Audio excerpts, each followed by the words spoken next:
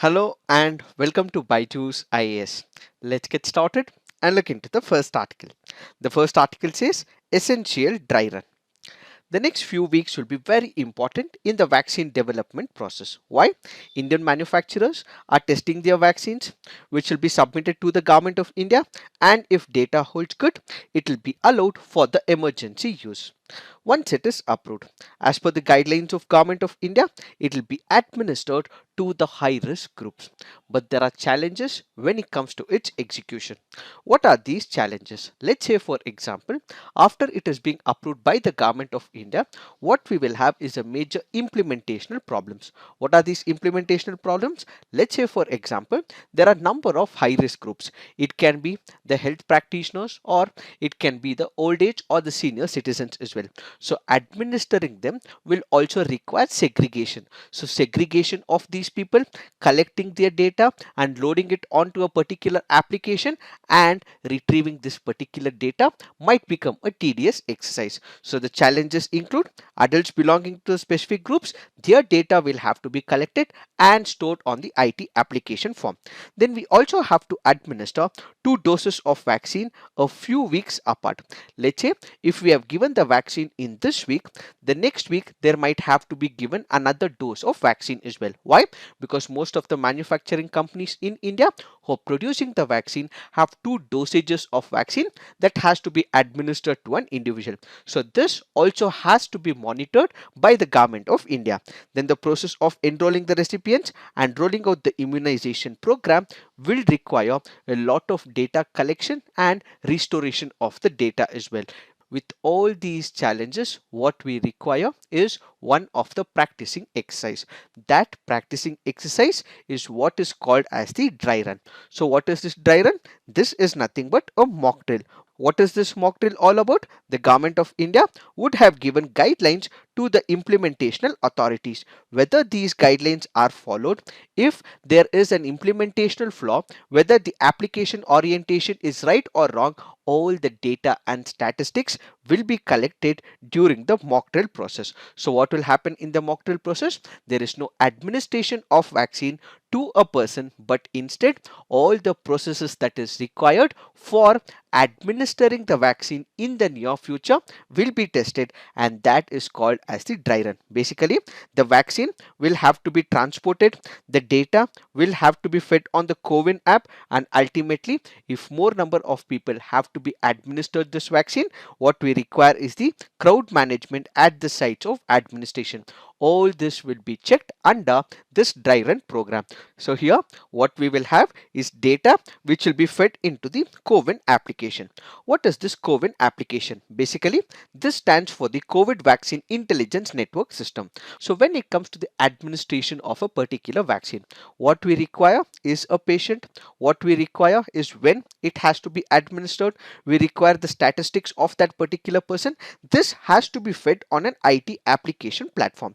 That application is what is called as the CoWIN application. So where we will be having a real-time monitoring of the COVID-19 vaccine delivery, recording the data. This will enable people to get themselves registered with this particular application.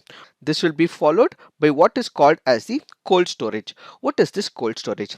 As we have discussed n number of times on this very platform, this vaccine will have to be stored at a very low temperature, which means it might also require freezing temperatures as well. So when it is being sent from the cold storage facility, what we also require is the transportation.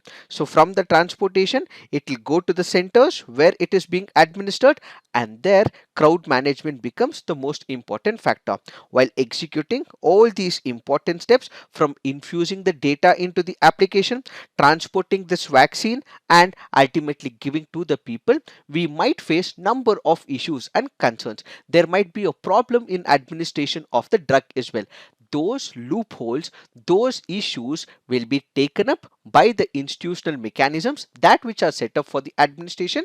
The same feedback will also be given to the government of India as well as for the government of respective states. So what is happening here? What is the significance of this particular dry run? Basically, all the challenges with respect to the implementation of the mock drill, the challenges will be taken up and the same will be given as feedback to the central government as well as to the state government, and people who are involved in this particular dry run will also have an hands-on experience. So when we are actually administering the real vaccine, they would have a hands-on experience because they would have seen it all during this implementational issue. Also remember, a checklist will also be provided by the central government. This checklist will have to be followed for the execution of the vaccine administration. In case after administration, in case there are any side effects or there are any adverse effects, such will also have to be monitored by these institutions and individuals. The same will also have to be updated as a feedback to the central government and the state government, is what we have to understand in reference to this essential dry run. So essential dry run is nothing but there is no administration of vaccine, but the process for the implementation and administration of the vaccine will be tested as part of the mock drill so that they don't face any difficulties while actually giving the vaccines, is what is called as dry run. Now let's look into the next article. This article speaks about vaccine distribution policy. The government of India has prioritized two most important sections of the society. One is the frontline workers, the other is the elderly people. This policy is also followed in the United States of America as well as United Kingdom. Why are these two sections of the society picked up for administration of vaccine in the initial few days?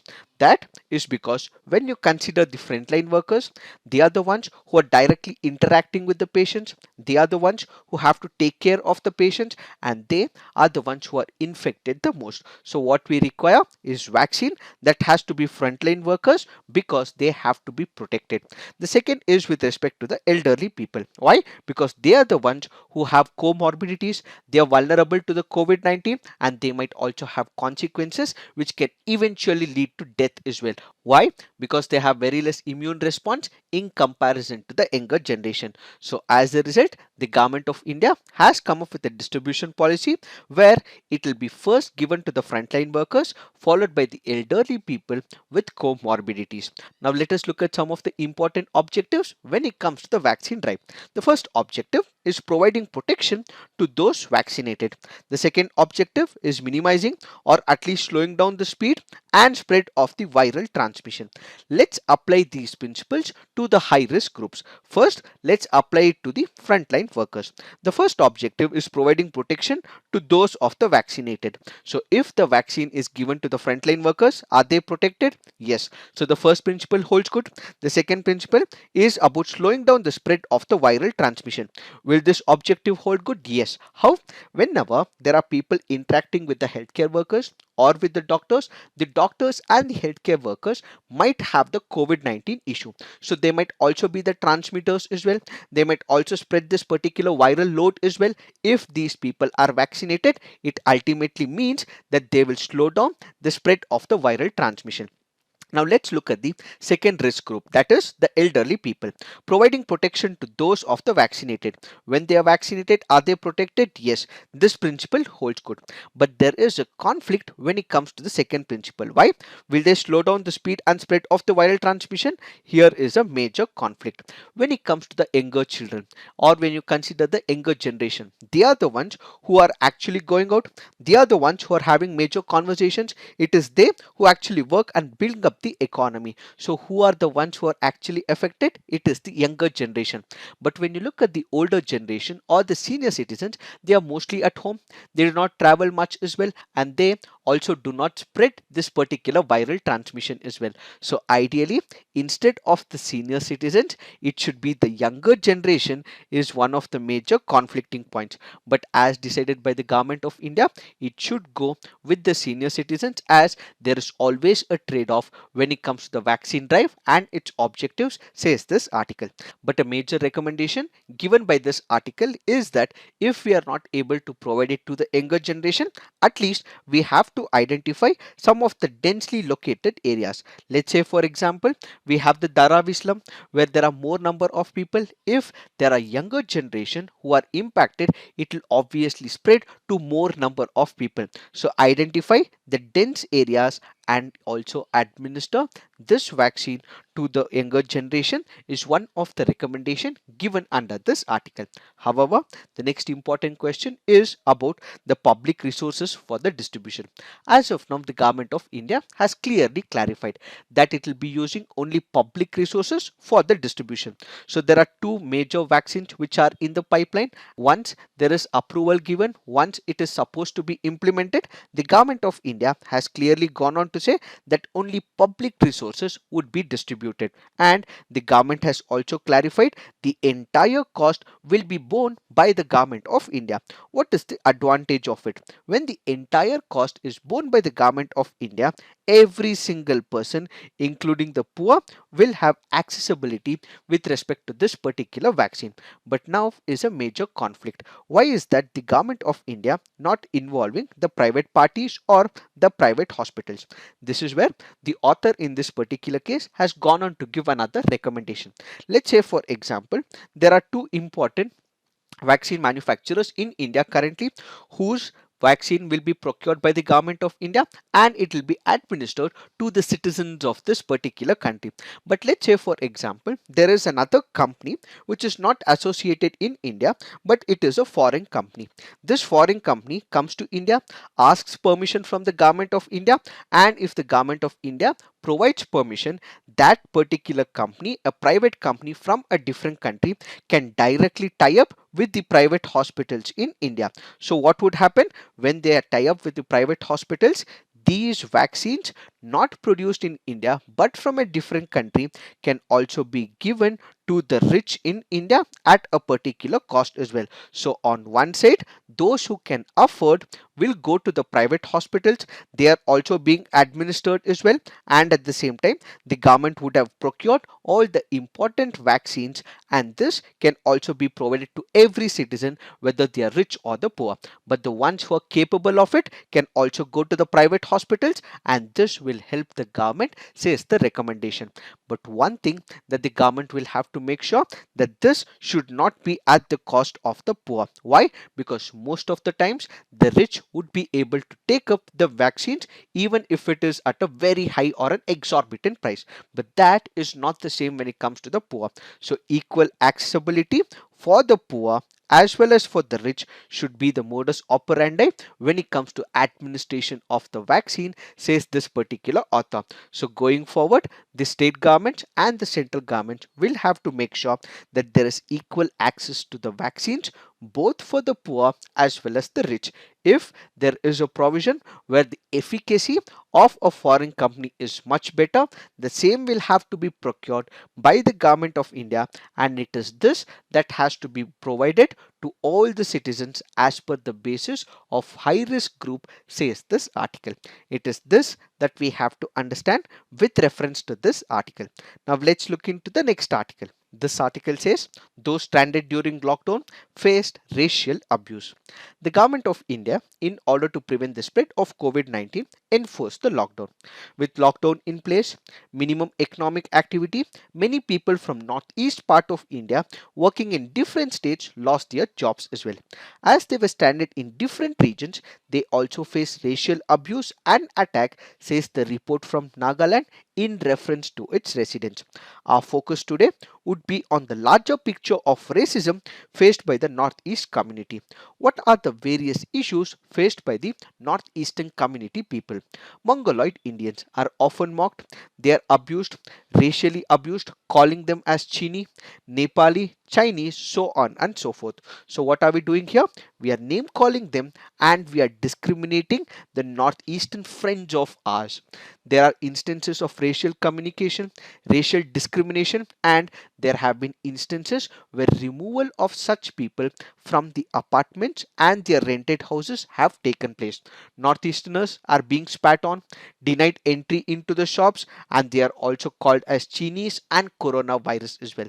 Coronavirus, which originated in China, have been associated with the Northeastern community. Such is the pathetic state that we have led ourselves to. There are also instances where university students who are studying in some cities in India India chose to return home en masse in fear and panic as well. Such is the case of racial discrimination that we have gone on to ask them to prove their nationality as well. People have also questioned whether they are from South Korea or they are from Japan or they are from China. Such is the case of pathetic racism that is being conducted against the northeastern community. So the government, looking at all these issues and concerns, had come up with one of the advisory. Several incidents were reported, and as a result, the government of India came up with one of the notification where it asked all the law enforcement agencies to be sensitive to the northeastern community during this process of COVID-19 as well. This is a specific reference as given under this article, but there have been instances even in the past where racial discrimination has been perpetuated against the northeastern community. In order to overcome all these issues, the central government back then had appointed one of the committees called as the Besbura Committee. This committee had given certain recommendations, and these recommendations will also have to be followed in the near future, and the government needs to take up the responsibility of implementing all these committee recommendations. What are the important committee recommendations given to stop the menace of discrimination? First important factor is new laws against the administration. As of now, there are no laws explicitly to prevent discrimination against the northeastern community. So what this recommendation asks is for an explicit law, or if that is not possible, there has to be new sections that which has to be introduced in the Indian Penal Code, where in case there is a person abusing a person from a northeast community, such penal provisions have to be enforced on this person. So basically, this offense should also be made cognizable and non-bailable offense, says the first important recommendation. The second major recommendation given by this committee is for establishing the fast track courts as well as special police courts. What are these fast track courts? Let's say for example, for a particular case to be completed, it might take lot number of days. Why? Because there are lakhs of cases that which are present in the Indian judiciary.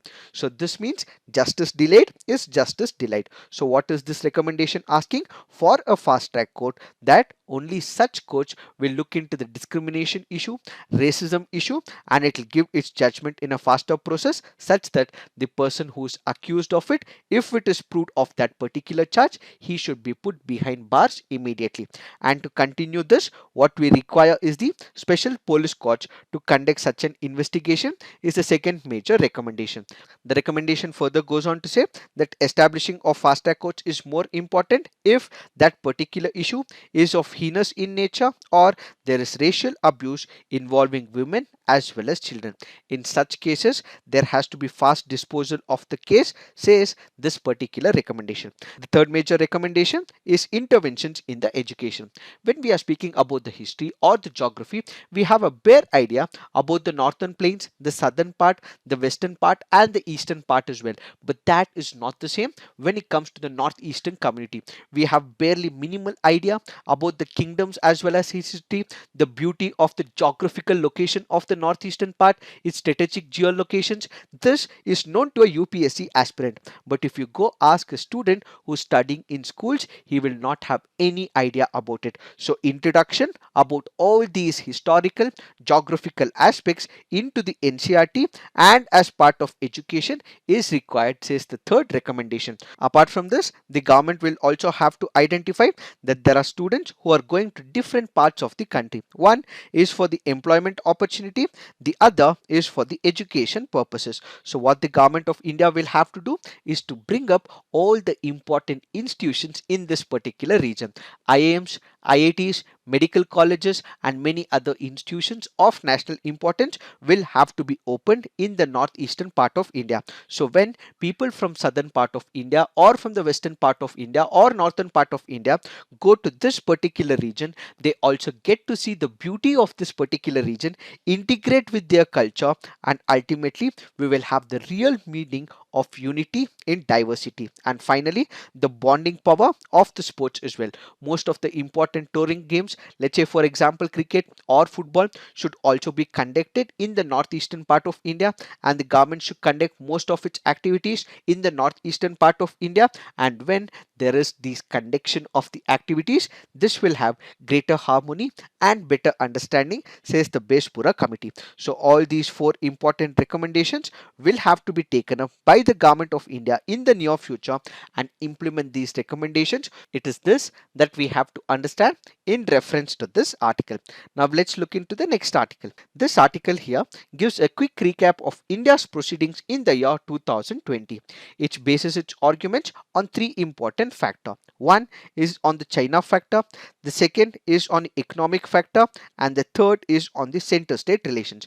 Most of the other issues that are discussed in this have already been discussed, but the three major pointers is with respect to these three important sectors. First is with respect to China.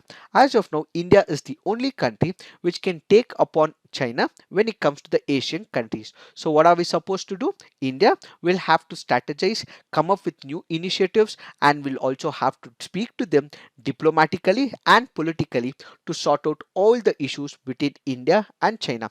It is not only about abusing China, it is not only about criticizing China, it is also putting a black mark on China, but this will also require tactical maneuvering, which means that India will require a new paradigm of ideas on which actions can be formulated. So India going forward will require a foreign policy change with respect to China is the first major issue.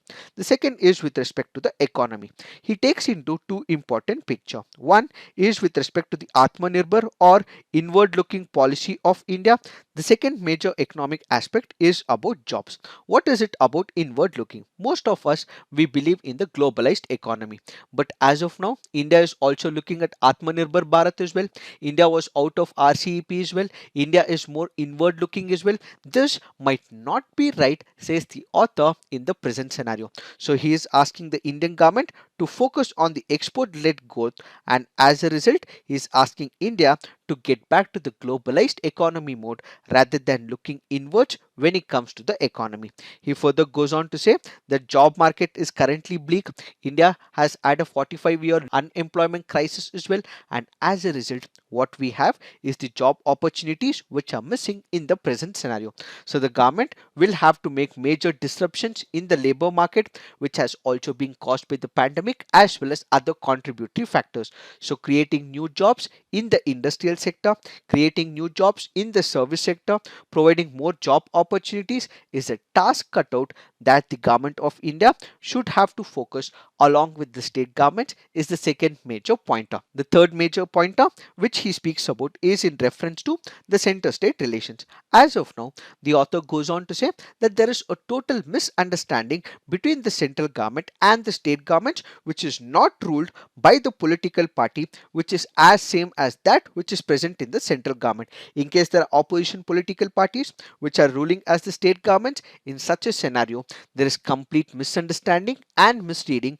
which is leading to crisis of confidence, says the author in this particular case. So going forward, the central government will have to make an effort to improve the center and state relations and also take into consideration the views of the opposition political party. So effective cooperation, respecting the constitution, respecting the federal principle, which happens to be one of the basic principles of the constitution, have to be taken forward is what is being said under this article. But the rest of the analysis with respect to this is not all that important. Why? Because these are the general pointers given by the author. Now let's look into some of the preliminary practice questions. Bund Summit convened in 2020 was about: is it US Taliban peace talks, China deepening its financial ties with outside world, RCEP economic integration, or SCO defense and security cooperation? The answer to this is Bund Summit was about China deepening its financial ties with the outside world. Why have we taken this practice question?